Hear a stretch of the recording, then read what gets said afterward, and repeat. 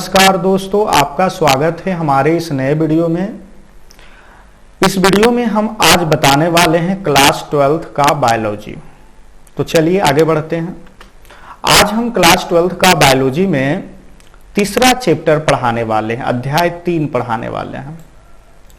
तीसरा चैप्टर का नाम है मानव जनन, जिसको हम इंग्लिश में ह्यूमन रिप्रोडक्शन कहते हैं। ठीक है, सबसे पहले हम इस ह्यूमन रिप्रोडक्शन चैप्टर में हम कौन कौन सा टॉपिक पढ़ने वाले हैं इसके बारे में चर्चा करेंगे। तो देखिए, सबसे पहला जो टॉपिक हम लोग को पढ़ना है वो है पुरुष जनन तंत्र। फिर इसके बाद का जो टॉपिक है वो है स्त्री जनन तंत्र। फिर इसके बाद का जो टॉपिक है वो है युग्मक जनन। फिर इसके बाद का जो टॉपिक है आतर्क चक्र। फिर इसके बाद का जो टॉपिक है निषेचन एवं अंतरारोपण। फिर इसके बाद का जो टॉपिक है वो है सगर्भता एवं भ्रूण परिवर्धन। फिर इसके बाद का जो टॉपिक है प्रसव एवं दुग्ध स्रवण। तो इन सभी टॉपिक को हम एक एक करके बढ़िया से पढ़ने वाले हैं। ठीक है, चलते हैं, आगे बढ़ते हैं। चलिए, सबसे पहले हम जानेंगे पुरुष जनन तंत्र, जिसको हम इंग्लिश में कहते हैं मेल रिप्रोडक्टिव सिस्टम। क्या बोलते हैं? Male reproductive system. हिंदी में इसको हम बोलेंगे पुरुष जनन तंत्र। ठीक है, तो मेल रिप्रोडक्टिव सिस्टम जो होता है, जिसको हम पुरुष जनन तंत्र कहते हैं, इसका डायग्राम आपको स्क्रीन पर दिख रहा होगा। इसका डायग्राम आपको इंग्लिश और हिंदी दोनों में लगा हुआ है स्क्रीन पे। आप सही ढंग से देख लीजिए, उसके बाद फिर हम आगे बढ़ते हैं, फिर एक एक करके हम समझेंगे। चलिए आगे बढ़ते हैं।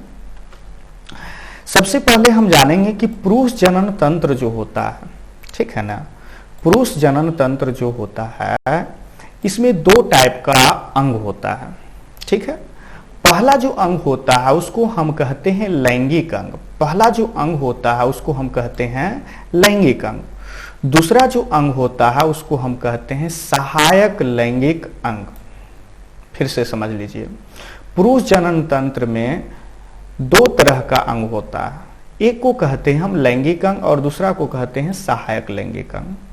अब हम जानेंगे कि लैंगिक अंग के अंतर्गत क्या आता है। तो देखिए, लैंगिक अंग के अंतर्गत वृषण आता है। ठीक है, लैंगिक अंग के अंतर्गत वृषण आता है। और सहायक लैंगिक अंग के अंतर्गत क्या क्या आता है? तो देखिए, सहायक लैंगिक अंग के अंतर्गत सहायक नलिकाएं आता है, फिर सहायक ग्रंथियां आता है। ठीक है, तो सहायक नलिका क्या होता है और सहायक ग्रंथि क्या होता है, ये भी हम समझेंगे। ठीक ना, तो देखिए, यहाँ पर लैंगिक अंग को हम थोड़ा देर बाद समझेंगे, मतलब आगे हम समझेंगे। लैंगिक अंग को यहाँ से हम छोड़कर चल रहे हैं, आगे हम समझेंगे इसके बारे में। सबसे पहले हम समझ लेते हैं सहायक लैंगिक अंग में 2 भाग जो होता है, ये क्या काम करता है, कौन कौन होता है। देखिए, तो सबसे पहले समझ लीजिए सहायक नलिका क्या होता है। देखिए, सहायक नलिका जो होता है ये 4 होता है। पहला को हम कहते हैं वृषण जालिका। ठीक है ना, नहीं, वृषण जालिकाएं कहते हैं। दूसरा को कहते हैं शुक्रवाहिकाएं। तीसरा को कहते हैं अधिवृषण और चौथा को कहते हैं शुक्रवाहक। ठीक है, जैसा कि आप ये जो डायग्राम है इसमें भी आप देख सकते हैं। देखिए, पहला बताया वृषण जालिकाएं, है ना। तो देखिए, वृषण जालिकाएं यहाँ पे आपको दिख रहा होगा। यहाँ पे जो जाली टाइप का दिख रहा है यही वृषण जालिका होता है। ठीक है, इसके बारे में भी हम डिटेल करेंगे, टेंशन मत लीजिए। ठीक है, वृषण जालिका हो गया। आगे कहता है शुक्रवाहिका। देखिए, यहाँ पे आपको शुक्रवाहिका भी दिख रहा होगा। शुक्रवाहिका क्या होता है? एक पाइप टाइप का होता है, लगा हुआ है यहाँ पे। ठीक है, उसके बाद कहा जा रहा अधिवृषण। अधिवृषण भी आपको दिख रहा होगा यहाँ पे, ये देखिए अधिवृषण लगा हुआ है ना। उसके बाद आपको शुक्रवाहक दिख रहा होगा। शुक्रवाहक क्या होता है? देखिए, ये वाला जो पाइप आप देख रहे हैं, ये वाला पाइप, यहाँ से ध्यान दीजिएगा, यहाँ से जो ये पाइप आप देख रहे हैं, यही पाइप को कहा जाता है शुक्रवाहक। ध्यान रखिएगा, आगे टॉपिक आएगा नर नसबंदी। तो देखिए, पुरुष में भी नसबंदी होता है, जिसको हम नर नसबंदी कहते हैं। तो नर नसबंदी में यही शुक्रवाहक जो नली होता है, ये दोनों साइड का, ये देखिए, ये हो गया लेफ्ट साइड और ये हो गया राइट साइड। ये दोनों साइड का जो शुक्रवाहक नली होता है, इसी को क्या करता है डॉक्टर बीच से धागा से काट देता है, बीच में काट करके धागा से बांध दिया जाता है। बीच में काट कर क्या किया जाता है, धागा से बांध दिया जाता है। खैर ये टॉपिक जो है अगला चैप्टर का है, चौथा नंबर चैप्टर का है। तो चौथा चैप्टर में हम बात करेंगे इसके बारे में डिटेल। तो चलिए आगे बढ़ते हैं। आगे है सहायक ग्रंथियां, है ना। तो सहायक ग्रंथियां क्या क्या होता है, तो देखिए सहायक ग्रंथियां में सबसे पहले आता है प्रोस्टेट ग्रंथि। ठीक है, ये प्रोस्टेट ग्रंथि कहां पे होता है, ठीक है। तो ये देखिए प्रोस्टेट ग्रंथि जो होता है, ये वाला जो भाग आप देख रहे हैं, यहीं पे प्रोस्टेट ग्रंथि लगा होता है, ठीक है ना। यहीं पे प्रोस्टेट ग्रंथि लगा होता है। ये प्रोस्टेट ग्रंथि का काम क्या होता है, तो इसका देखिए मेन काम होता है पुरस्थित द्रव को स्रावित करना। इसका काम क्या होता है, पुरस्थित द्रव को स्रावित करना होता है। अब बात आता है कि पुरस्थित द्रव होता क्या है, तो देखिए ये जो होता है ना, एक श्वेत तरल पदार्थ होता है, मतलब एक तरल पदार्थ होता है उजला रंग का, ठीक है ना। इसका काम क्या होता है श्वेत तरल पदार्थ का, तो ये जो श्वेत तरल पदार्थ होता है ना, ये काम करता है शुक्राणुओं को सक्रिय करने का काम करता है। शुक्राणुओं को क्या करता है, सक्रिय कर देता है, ठीक है ना। और अगर इसका काम कहें तो देखिए ध्यान से समझिएगा, ये जो वृषण है इसके अंदर में हम आप लोग को आगे पढ़ाने वाले हैं कि इसके अंदर में स्पर्म बनता है, ठीक ना। तो ये स्पर्म जो है इस पाइप से होकर के यहां तक पहुंचता है, ठीक है। इधर से क्या होता है, इस पाइप के सहारे से यहां तक पहुंचता है। तो यहां पर जो पाइप देख रहे हैं इससे तो स्पर्म चला जाता है, लेकिन ऊपर जो आप देख रहे हैं पाइप ये वाला, इससे मूत्र आता है, ठीक है। और ये जो मूत्र होता है, ये मूत्र और स्पर्म दोनों यहां से एक ही पाइप से बाहर निकलता है। अब बात आता है कि एक ही पाइप से बाहर आता है तो यहां पे कैसे आता है। यहां से देखिए, यहां पे मूत्र का अलग पाइप है, यहां पे देखिए, और स्पर्म का अलग पाइप है, मतलब दो पाइप है, लेकिन यहां पर आकर क्या होता है, दोनों एक पाइप में बदल जाता है, ठीक है। तो यहीं पे ये प्रोस्टेट ग्रंथि लगा होता है, जो काम यह करता है कि अगर मूत्र यहां से अगर आता है तो मूत्र और ये जो स्पर्म है इसको क्या करता है, लॉक करने का और ओपन करने का काम करता है ये, ठीक है। ये जो उसके बाद दूसरा नंबर आता है, खैर इसके बारे में और हम आगे बात करेंगे। अब आता है दूसरा नंबर शुक्राशय। शुक्राशय क्या होता है, ठीक ना। तो देखिए शुक्राशय क्या होता है, अभी हम आपको दिखा रहे हैं शुक्राशय क्या होता है। थोड़ा सा इसको हम हटा लेते हैं। देखिए शुक्राशय क्या होता है, तो देखिए यहां पर जो आप देख रहे हैं शुक्राशय,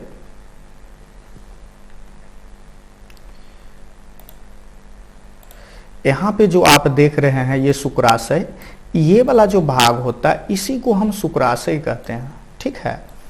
और ये शुक्राशय का काम क्या होता है, तो ये शुक्राशय क्या करता है कि तरल पदार्थ तैयार करता है। क्या करता है, तरल पदार्थ तैयार करता है। तरल पदार्थ जो होता है क्या काम में आता है, तो वीर्य का अधिकांश भाग इसी से बनता है। क्या किससे से बनता है, तरल पदार्थ से ही बनता है वीर्य का अधिकांश भाग।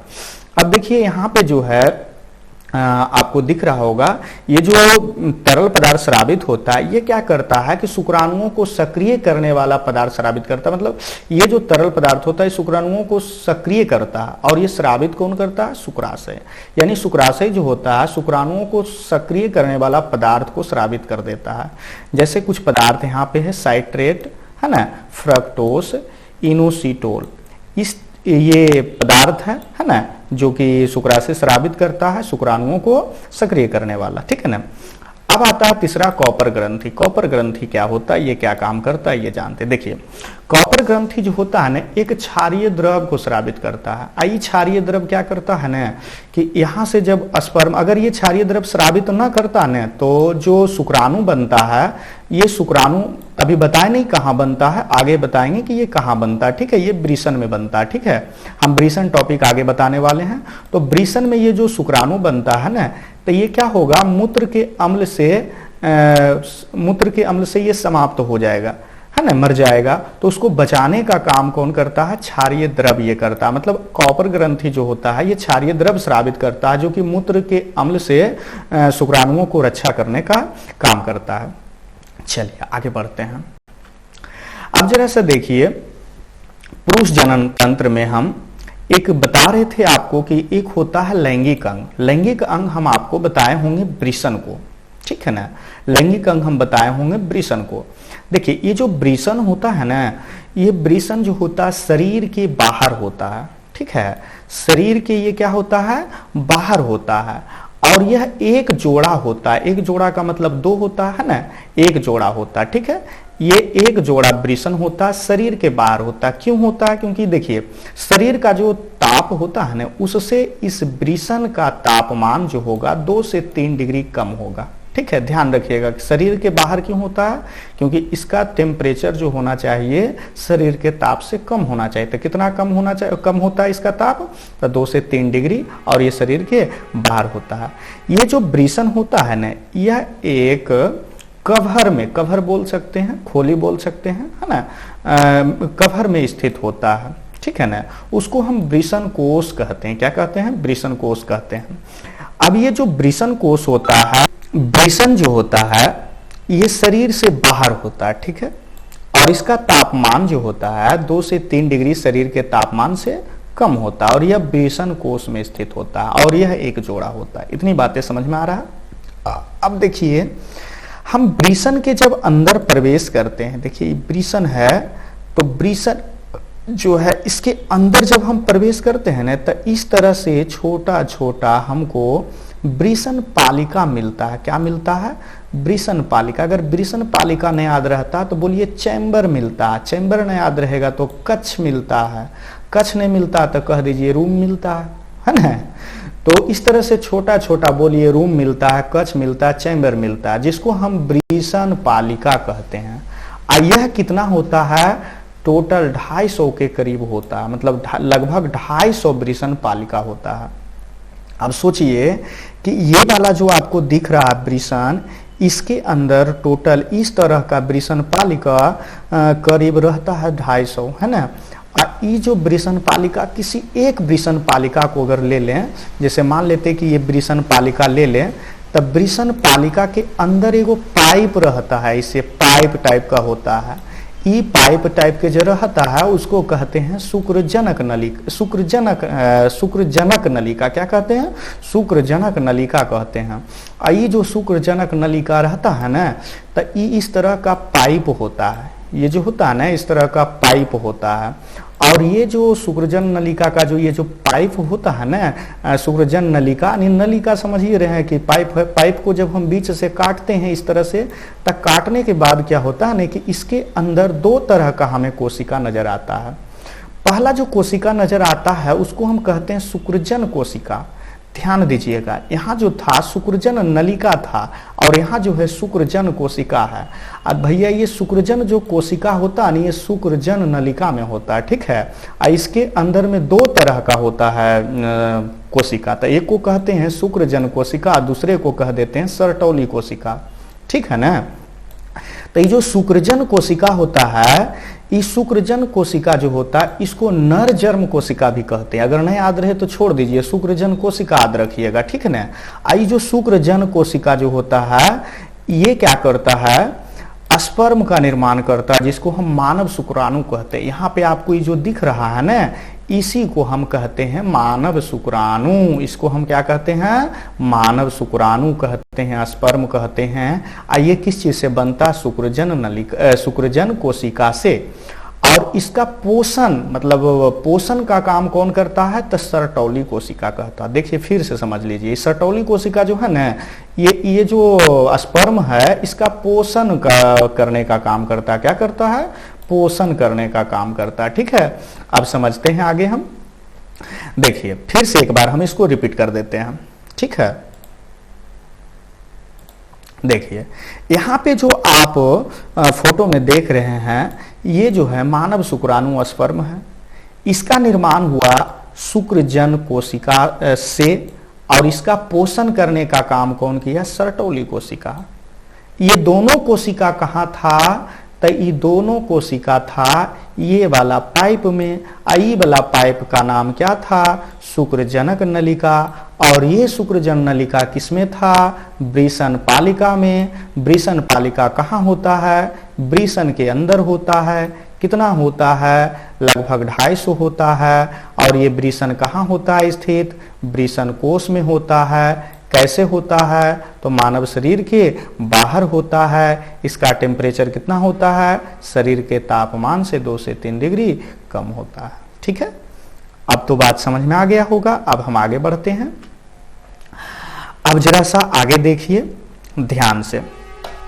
यहां पर जो हम बात अभी बताएं कि ये जो मानव शुक्राणु है इसका निर्माण कैसे कैसे हो रहा है ना, पोषण का काम कौन किया, कैसे कैसे निर्माण हुआ, सारी बातें हम बता दिए। तो देखिए यहाँ पे एक शब्द है जिसको हम कहते हैं इंग्लिश में स्पर्मियोजेनेसिस, हिंदी में कहते हैं शुक्राणु जनन। तो ध्यान दीजिएगा, ये जो मनुष्य का जो वृषण होता है इसके अंदर में ये वाला शुक्राणु जब बनता है तो उस प्रोसेस को शुक्राणु जनन कहते हैं। इंग्लिश में हम इसको स्पर्मियोजेनेसिस कहते हैं। ठीक है, देखिए फिर से समझिए, ये जो वृषण है इसके अंदर में ये शुक्राणु बनता है ना, जिसको मानव शुक्राणु कहते हैं। तो ये शुक्राणु जब इस वृषण के अंदर बनता है तो उसी प्रोसेस को हम शुक्राणु जनन कहते हैं। इंग्लिश में इसको स्पर्मियोजेनेसिस कहते हैं। ठीक है, अब देखिए ये जो स्पर्मियोजेनेसिस जो है ये तो हम अभी पढ़ा रहे हैं पुरुष जनन तंत्र में ना, तो इसी तरह से स्त्री जनन तंत्र में भी बनता है। एक पुरुष में बन रहा है, एक स्त्री में बन रहा है, तो 2 हो जाता है। इसीलिए दोनों को सम्मिलित रूप से हम युग्मक जनन कहते हैं, इसको गैमेटोजेनेसिस कहते हैं। देखिए अगर आपसे कोई पूछता है कि युग्मक जनन किसको कहेंगे, तो देखिए युग्मक लिखा हुआ दिख रहा होगा, ये युग्मक के निर्माण के प्रोसेस को ही हम युग्मक जनन कहते हैं। अगर पूछे कि गैमेटोजेनेसिस किसको कहते हैं, तो देखिए यहाँ पे गैमिट आपको दिख रहा है, ये जो गैमिट है ये गैमिट के निर्माण के प्रोसेस को ही गैमेटोजेनेसिस कहते हैं। तो अब कोई पूछेगा कि ये युग्मक क्या होता है, गैमिट क्या होता है, तो देखिए युग्मक जो होता है ना, पुरुष में बनता है तो उसको हम कहते हैं नर युग्मक, और मादा में बनता है तो उसको कहते हैं मादा युग्मक। तब पुरुष में जो बनता है नर युग्मक जो बनता है उसमें शुक्राणु होता है, और मादा युग्मक में जो बनता है वो बनता है तो उसको हम अंडाणु कहते हैं, जो कि आगे पढ़ाने वाले हैं। तो यहाँ पे जो शुक्राणु बनता है उसी को हम शुक्राणु जनन कह देते हैं, स्पर्मियोजेनेसिस कह देते हैं। ठीक है, उम्मीद करते हैं कि आप लोग को समझ में आ रहा होगा। चलिए आगे की बात करते हैं। अब देखिए अब स्त्री जनन तंत्र की बात करते हैं। देखिए स्त्री जनन तंत्र जो है आपका, जिसको हम इंग्लिश में कह सकते हैं फीमेल रिप्रोडक्टिव सिस्टम कह सकते हैं।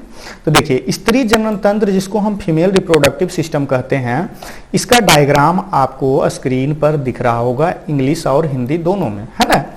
तो ये जो डायग्राम है इसमें हम बारी बारी से एक एक करके हम समझेंगे सारी चीजों को। ठीक है, आगे बढ़ते हैं।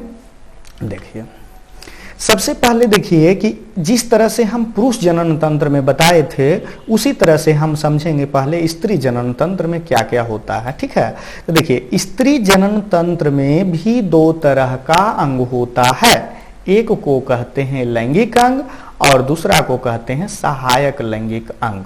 ठीक है, एक को कहते हैं लैंगिक अंग और दूसरा को कहते हैं सहायक लैंगिक अंग। देखिए इसके अंदर क्या क्या चीजें होता है हम ये भी बात करेंगे। पहले हम लैंगिक अंग समझते हैं। देखिए लैंगिक अंग के अंतर्गत जो आता है वो अंडाशय आता है। ठीक है, और ये जो अंडाशय होता है ना ये एक जोड़ी होता है, मतलब एक जोड़ा अर्थात 2 होता है।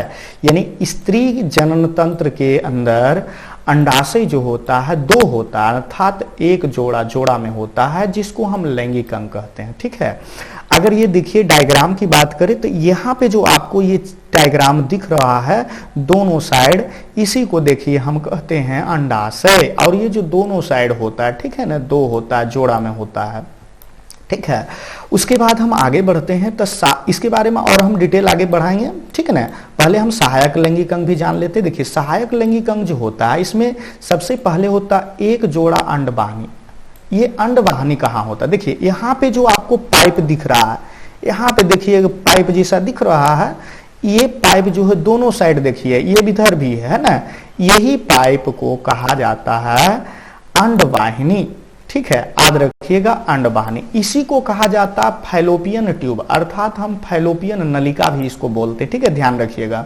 यानी ये जो पाइप है इसको हम अंडवाहिनी भी बोल सकते हैं और फैलोपियन नलिका बोल सकते हैं। ठीक है ना। देखिए, आप लोग जानते होंगे, सुनते होंगे स्त्री नसबंदी, है ना, स्त्री नसबंदी का नाम सुने होंगे। स्त्री नसबंदी में क्या करता है ना डॉक्टर, ये वाला ही पाइप को बीच से काट देगा, ऐसे दोनों तरफ काट देगा, ऐसे काट दिया बीच से, और काट करके क्या करेगा, मचोर मचार के देगा, धागा से बांध देगा। ठीक ना, तो धागा से बांध देता, तो इसी को हम कहते हैं, इसी को हम क्या कहते हैं, स्त्री नसबंदी, है ना। तो देखिए, स्त्री नसबंदी और पुरुष नसबंदी जो है, इसमें हम शॉर्ट में भी यहाँ बता दी हैं। ऐसे ये जो टॉपिक है डिटेल में पढ़ने का है, चौथा नंबर चैप्टर में, जिसमें हम पढ़ाएंगे डिटेल में। अभी फिलहाल आप समझ लिए। ठीक है, आगे देखिए।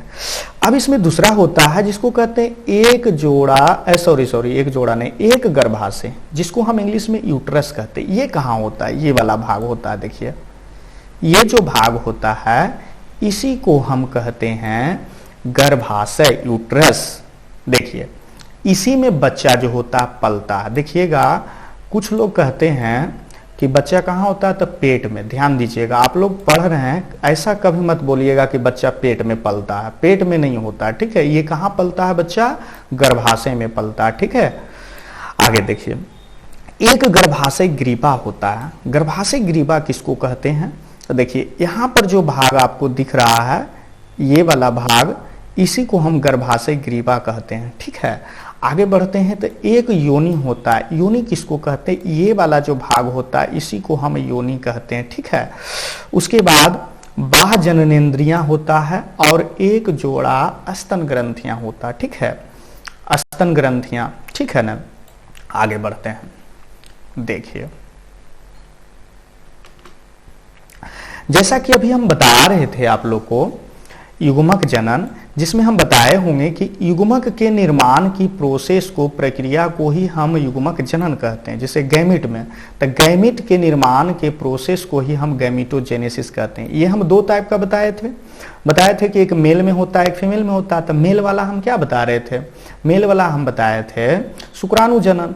तो उसी तरह से ये फीमेल में क्या हो जाएगा, अंड जनन। क्या हो जाएगा, अंड जनन। इसको इंग्लिश में ऊजेनेसिस कहते हैं। क्या कहते हैं, ऊजेनेसिस कहते हैं। देखिए, ध्यान से समझिएगा, ऊजेनेसिस जो है, अगर आपसे कोई पूछे कि अंड जनन किसको कहेंगे, तो ध्यान दीजिएगा, कहिएगा कि देखिए ये जो अंडा है ना, ये अंडों के निर्माण की प्रोसेस को ही हम अंड जनन कहते हैं। अगर कोई पूछ दे कि युग्मक जनन किसको कहेंगे, तो युग्मक के निर्माण के प्रोसेस को हम युग्मक जनन कहेंगे। तो युग्मक जनन का ये दूसरा भाग हो गया। ठीक है ना, युग्मक जनन का पहला भाग क्या था, शुक्राणु जनन, और दूसरा क्या हो गया, अंड जनन, जिसको हम इंग्लिश में ऊजेनेसिस कह रहे हैं। ठीक है, ध्यान से समझिए। अब ये जो है, देखिए ये वाला जो है, इसी को हम कहते हैं अंडाणु या एग सेल बोल सकते हैं। ये बनता कैसे कैसे, सारी बातें हम जानेंगे। देखिए, यहाँ पे जो आपको दिख रहा होगा ये चित्र जो है, इसको हम कहते हैं ग्राफी पुटक। क्या कहते हैं, ग्राफी पुटक। देखिए, हम उल्टा चल रहे हैं, कोई बात नहीं, टेंशन मत लीजिए, उल्टा सुल्टा सब चल देंगे। ये जो होता है ग्राफी पुटक होता है। ये ग्राफी पुटक कहाँ होता है, तो देखिए ये वाला भाग ग्राफी पुटक है। ठीक है, अब ये जो ग्राफी पुटक जो होता है, ये क्या होता है, फटता है। यहाँ पे गौर से देखिए, ये टूट चुका है, फट चुका है। ये जैसे टूटता फटता है, तो इससे एक अंडाणु बाहर आ जाता है। ठीक है, अब ये बनता कैसे कैसे, ये थोड़ा लंबा प्रोसेस होता है। ठीक है, तो ये चीजें जो है, देखिए जरा सा ध्यान से, ये ग्राफी पुटक जो होता है ये तैयार कहाँ होता है, तो देखिए ये जो तैयार होता है ये अंडाशय में होता है। ठीक है, ये वाला जो आप देख रहे हैं ये अंडाशय इसी के अंदर होता है। अब बात आता है कि ये जो अंडाणु तैयार होता है, तो स्त्री में तो यहाँ पे बताया कि दो गो अंडाशय होता है ना। तो दो गो अंडाशय होता है, तो किस में तैयार होता है, तो देखिए ये जो अंडाणु होता है ये दोनों में तैयार होता है, लेकिन एक ही साथ दोनों में तैयार नहीं होता है। इसमें कभी होगा, कभी इसमें होगा, मतलब ऐसा कोई जरूरी नहीं है कि दोनों तरफ एक साथ हो। एक साथ कभी नहीं होता, ध्यान दीजिएगा। ठीक है, एक साथ कभी नहीं होगा। अगर इधर हुआ तो इधर नहीं होगा, अगर इधर हुआ तो इधर नहीं होगा। ये कैसे काम करता है इसके बारे में भी हम आगे बात करेंगे, ठीक है। तो ये चीजें तो समझ में आ रहा है कि अंडाणु जो होता है इसी अंडाशय में बनता है, ठीक है। तो अंडाणु इसी अंडाशय में बनता है। अंडाशय दो है, पर ध्यान रखिएगा कि ये एक ही अंडाणु बनता है एक बार में, ठीक है ना, ध्यान रखिएगा अभी फिलहाल। तो ये चीजें जो है हम बोल सकते हैं कि अंड जनन किसको कहेंगे, तो हम बोलेंगे कि अंडाशय में जब अंडों का निर्माण होता है ना, तो इस प्रोसेस को ही अंडाणु का निर्माण होता है, तो इस प्रोसेस को ही हम अंड जनन कह देते हैं, इंग्लिश में oogenesis कह देते हैं। चलिए, उम्मीद करते हैं कि आप लोग को समझ में आ रहा होगा। आगे बढ़ते हैं। देखिए, अब हम जब समझते हैं युग्मक जनन। जैसा कि अभी जस्ट हम अभी बताएं आप लोग को कि युग्मक जनन जो होता है यह युग्मक के निर्माण की प्रोसेस को कहते हैं, है ना। यानी हम ऐसा बोल सकते हैं कि जननांगों में युग्मकों के बनने की क्रिया को युग्मक जनन कहते हैं। अगर ये नहीं बोलना चाहते तो साफ शब्दों में बोलिए, युग्मकों के बनने की प्रोसेस को, प्रक्रिया को ही हम युग्मक जनन कहते हैं, ठीक है। ये जो होता है दो टाइप का हम बता रहे थे कि एक होता है नर में, है ना, एक होता है मादा में, ठीक है। तब देखिए, नर में जो होता है, देखिए अगर 11 से 13 वर्ष के लड़का में क्या होता है कि शुक्राणु जनन का प्रोसेस स्टार्ट हो जाता है। यानी 11 से 13 वर्ष के लड़के के वृषण में, टेस्टिस में शुक्राणु का निर्माण शुरू हो जाता है, ठीक है। इसी प्रोसेस को हम क्या कहते हैं, शुक्राणु जनन। यानी हम कह सकते हैं कि वृषण में शुक्राणुओं के निर्माण को हम क्या कहते हैं, शुक्राणु जनन। देखिए, उसी तरह से यहाँ पे आपको दिख रहा होगा 9 से 12 वर्ष की लड़की में क्या होता है, अंड जनन प्रोसेस जो होता है प्रारंभ हो जाता है। तो इसको हम बोलते हैं अंडाशय में अंडाणु के निर्माण को अंड जनन कहते हैं, ठीक है। आगे बढ़ते हैं। देखिए, अब जो स्त्री जनन तंत्र होता है इसमें थोड़ा विशेष पढ़ना है पुरुष जनन तंत्र से, तो हम बारी बारी से समझते। देखिए, जो स्त्री जनन तंत्र होता है इसमें हम पढ़ेंगे पहले आतर्व चक्र, जिसको माहवारी या मासिक चक्र के भी नाम से जाना जाता है, ये ठीक है ना। इसको हम मेंस्ट्रुअल साइकिल कहते हैं इंग्लिश में। फिर हम समझेंगे निषेचन, जिसको हम इंग्लिश में फर्टिलाइजेशन कहते हैं। फिर हम समझेंगे अंतरारोपण, जिसको हम इम्प्लांटेशन कहते हैं। फिर हम समझेंगे सगर्भता, जिसको हम इंग्लिश में प्रेगनेंसी कहते हैं, ठीक है ना। और फिर हम समझेंगे भ्रूणीय परिवर्धन, ठीक है। फिर हम समझेंगे प्रसव। तो ये सभी टॉपिक को हम समझेंगे। तो देखिए, सबसे पहले हमको समझना है मेंस्ट्रुअल साइकिल, मतलब आतर्व चक्र, ठीक है। ये क्या होता है, देखिए ध्यान से समझिएगा। कुछ देर पहले हम बताए होंगे कि स्त्री जनन तंत्र में क्या होता है, 2 गो अंडाशय होता है। देखिए, एक लेफ्ट साइड दिख रहा होगा और एक आपको राइट साइड दिख रहा होगा, ठीक है। तो ये जो लेफ्ट साइड और राइट साइड जो आपको दिख रहा है अंडाशय, तो इसके अंदर क्या होता है, अंडाणु का निर्माण होता है, ठीक है ना। तो अंडाणु का निर्माण कैसे होता है, ये चीजों को हम समझेंगे। देखिए ध्यान से, ये जो आतर्व चक्र होता है, मेंस्ट्रुअल साइकिल जो कहते हैं, ये मादा में क्या होता है कि 28 दिनों के बाद ये क्या होता है, दोहराता है, ठीक है। दोहराता मतलब रिपीट हो जाता है, मतलब 28 दिनों के बाद क्या होता है, ये दोहरा जाता है, दोबारा स्टार्ट हो जाता है। तो कैसे कैसे होता है, तो देखिए ध्यान रखिएगा, ये दोनों जो अंडाशय होता है एक बार में दोनों काम नहीं करता, ठीक है। ये एक एक करके काम करता है। कैसे काम करता है ये थोड़ा समझते हैं। देखिए, मान लेते हैं कि 1 तारीख है, ठीक। तो 1 तारीख को ये काम करना प्रारंभ कर दिया, ठीक है। तो 1 तारीख से लेकर के 7 तारीख तक ये क्या काम करेगा, ये अपना मटेरियल को तैयार करेगा, ठीक है। फिर जैसे ही 7 दिन होगा फिर से 7 दिन आ जाएगा, ठीक है। तो 7 7 14 दिन करीब लगभग हो जाएगा, ठीक है ना। 14-15 दिन मान लीजिए, 14वां दिन या 15वां दिन, है ना। 14वां दिन या फिर 15वां दिन आप कह सकते हैं, ठीक है ना।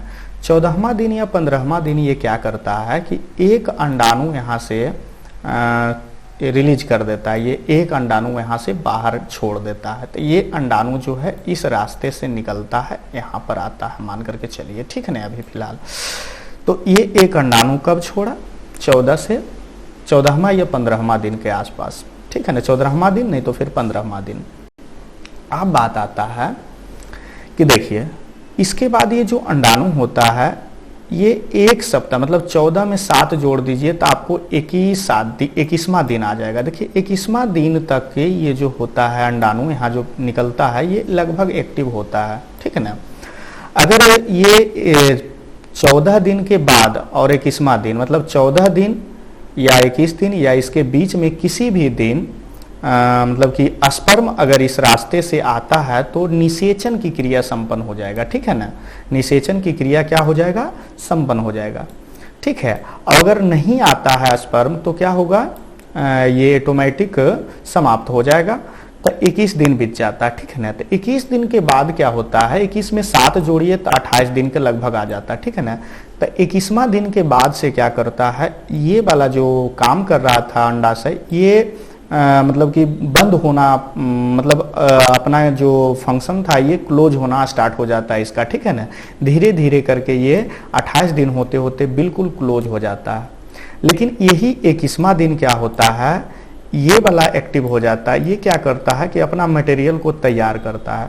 जैसे 21वां दिन ये तो स्टार्ट किया तो इसके लिए तो एक दिन हम मानेंगे, है ना। इसके लिए 21वां दिन है लेकिन इसके लिए क्या है, 1 दिन है।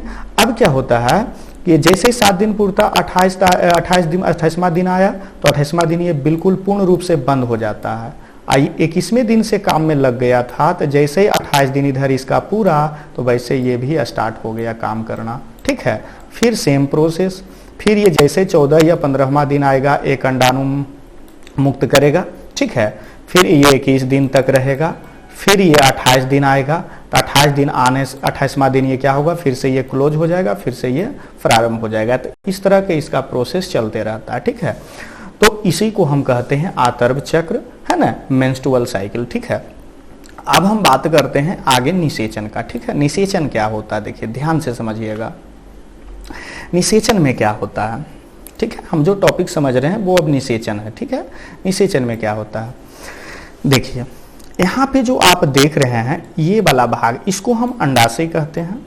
तो ये जो अंडाशय है ये कैसे काम करता है हम आपको समझा चुके हैं, ठीक है। ये अंडाशय कैसे काम करता है ध्यान से समझिएगा।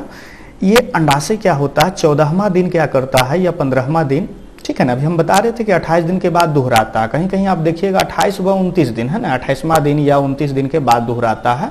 तो यहाँ पे हम बोल सकते हैं 14वां दिन या 15वां दिन क्या करता है, ये एक सेल को रिलीज करता है। एक सेल एक सेल को यहाँ से छोड़ता है। ये एक सेल क्या करता है कि यहाँ पे एक सेल देखिए आ जाता है, किस में आ रहा है, ध्यान से समझिए। ये एक सेल जो है इस पाइप में आ रहा है। ये पाइप को हम क्या कहते हैं, याद होगा आप लोग को हम कहे थे कि ये जो पाइप है इसको स्त्री नसबंदी में काट करके धागा से बांध दिया जाता है, जिसको हम फैलोपियन नलिका बोले थे। क्या बोले थे, फैलोपियन नलिका। ध्यान दीजिएगा, देखिए क्यों काट करके स्त्री नसबंदी में ये बांधा जाता है, ठीक है ना। जैसे कि यहाँ से स्पर्म इस रास्ते से चलता है तो स्पर्म जैसे यहाँ पर पहुंचेगा तो यहाँ पर क्या होगा, ये वाला पाइप अगर कटा हुआ है तो क्या स्पर्म और एक दोनों मिल पाएगा, नहीं। तो क्या निषेचन होगा, नहीं होगा। तो निषेचन प्रोसेस को रोकने के लिए स्त्री नसबंदी किया जाता है, जिसमें ये पाइप को काट करके धागा से बांध देता है, ठीक है। समझ में आ रहा होगा। लेकिन यहाँ पर हमको समझना है फर्टिलाइजेशन, स्त्री नसबंदी नहीं। स्त्री नसबंदी तो समझ लिए। तो देखिए फर्टिलाइजेशन में क्या होता है, फर्टिलाइजेशन में क्या होता है कि यहाँ से एक सेल निकलता है, ठीक है, और इस रास्ते से क्या होता है, स्पर्म चलता है, और ये स्पर्म इस रास्ते से होते हुए यहाँ पे पहुँचता है। और यहाँ पे क्या होता है कि ये एक सेल तो ये आ गया, ठीक है, इधर से स्पर्म चला तो ये स्पर्म भी आ गया इसके पास, ठीक है ना। तो यहाँ पे क्या होता, स्पर्म और एग सेल क्या होता, मिलता है। इसी प्रोसेस को हम निषेचन कहते हैं। कैसे मिलता है, ध्यान से देखिएगा। इस चित्र में, इस डायग्राम में आपको दिख रहा होगा कि ये एक सेल के पास बहुत सारा, यानी कि यहाँ पे स्पर्म आपको दिख रहा है। यानी यहाँ से जो स्पर्म जाता है इसमें संख्या बहुत सारा संख्या में होता है, लेकिन यहाँ पहुंच करके इस एक सेल को निषेचित करता है ना, वो एक शुक्राणु होता है। गौर से देखिए तो इस डायग्राम में आपको दिख रहा होगा कि एक शुक्राणु जो है अंडाणु में प्रवेश कर चुका है, प्रवेश करने वाला है। यहाँ पे देखिए थोड़ा सा इसका जो हेड है, ये अंदर अंडाणु के अंदर जा चुका है, ठीक है ना। फिर ये क्या होता है कि जैसे अंदर जाता है तो बाकी यहाँ पर जो जितना भी स्पर्म दिख रहा है ये अपने आप समाप्त हो जाता है, क्योंकि एक ये अंदर प्रवेश किया, इसी से ये अंडाणु क्या हो गया, निषेचित हो गया। निषेचित होने के बाद निषेचित हो गया। निषेचित होने के बाद देखिए इसी को हम कहते हैं निषेचन। ये निषेचन का प्रोसेस इसी पाइप में होता है, ठीक है ना, इसी पाइप में होता है, ठीक है ना। किस में होता है, फैलोपियन नलिका में, ठीक है। अब जरा सा हम आगे की बात कर लेते हैं। निषेचन तो हमारा समझ में आ गया। अब हम समझते हैं अंतरारोपण का, ठीक है ना। अंतरारोपण क्या होता है तो देखिए, इम्प्लांटेशन क्या होता है, ठीक है। देखिए ध्यान से समझिएगा। यहां पे हम बताए कि अंडाणु निकला, ठीक है, अंडाणु निकला, इधर से स्पर्म आया, दोनों मिल गया, ठीक है। तो मिलने के बाद क्या हो गया, निषेचन हो गया। यानी निषेचन के बाद यहां पर जो बना इसको हम जाइगोट कहते हैं। क्या कहते हैं, जाइगोट कहते हैं, ठीक है। अब ये जो जाइगोट होता है, ठीक है, ये जाइगोट क्या होता है, ये 7 दिन यानी 1 सप्ताह 7 दिन में क्या होता है, ये यहां से चल करके गर्भाशय में आकर के चिपक जाता है। यहाँ पे देखिए गर्भाशय में आकर के चिपक जाता है, चिपकता है तो उसी प्रोसेस को इम्प्लांटेशन कहते हैं, ठीक ना। इम्प्लांटेशन कहते हैं, जिसको हम आरोपण भी हिंदी में कह सकते हैं। तो देखिए ये जो प्रोसेस होता है ना, 7वां दिन होता है, मतलब ये प्रोसेस होने में 7 दिनों का समय लगता है, ठीक है। लेकिन यहाँ भी प्रोसेस है 7 दिन, इसके अंदर होता क्या क्या चीज है तो जरा सा ध्यान से देखिएगा। यहाँ पे आपको दिख रहा होगा कि ये तो जाइगोट है, सिंपल, ये जो है एग सेल है। यहाँ पे देखिए फर्टिलाइजेशन हो गया और यहाँ पे जाइगोट आ गया, ठीक है ना। अब ये जाइगोट में क्या होता है, विदलन का प्रोसेस स्टार्ट हो जाता है। क्या हो जाता है, जाइगोट में विदलन का प्रोसेस स्टार्ट हो जाता है। अब ये जो विदलन का प्रोसेस होता है ये क्या करता है कि इसको तोड़ता है। देखिए यहाँ पे आपको दिख रहा होगा 2 भागों में तोड़ दिया है। फिर ये क्या किया, 4 भागों में तोड़ दिया। फिर ये क्या किया, 4 के बाद दुगना कर दीजिए, 8 भागों में तोड़ दिया। फिर क्या किया, ये 16 भागों में तोड़ दिया। 16 भाग में जब टूटता है तो इसको मोरूला कहा जाता है और ये मोरूला आगे जाकर के ब्लास्टोसिस्ट का निर्माण करता है। किसका निर्माण करता है, ब्लास्टोसिस्ट का। और ये ब्लास्टोसिस्ट 7वां दिन में क्या करता है, ये गर्भाशय के दीवार पर आकर के चिपक जाता है। देखिए ये वाला जो भाग है इसको हम गर्भाशय पहले ही बता चुके हैं, ठीक है ना। तो गर्भाशय के दीवार पर आकर के चिपक जाता है। इसी प्रोसेस को आरोपण कहते हैं, इम्प्लांटेशन कहते हैं, ठीक है। अब जरा सा आगे बढ़ते हैं। देखिए यहां पर जो आप देख रहे हैं, है ना, यहां पे हम बताए कि यहां से अंडाणु निकला, अंडाणु निकले के बाद निषेचित हुआ, निषेचित होने के बाद 2 भागों में बटा, 2 भागों के बाद क्या हुआ, 4 भागों में बटा, 4 के बाद 8, 8 के बाद 16, 16 जैसे ही बना तो मोरूला हुआ, उसके बाद ब्लास्टोसिस्ट का निर्माण किया और ये गर्भाशय के दीवार पर आकर चिपका। इसी को हम इम्प्लांटेशन कह दिए, ठीक है। अब जरा सा हम आगे बढ़ते हैं।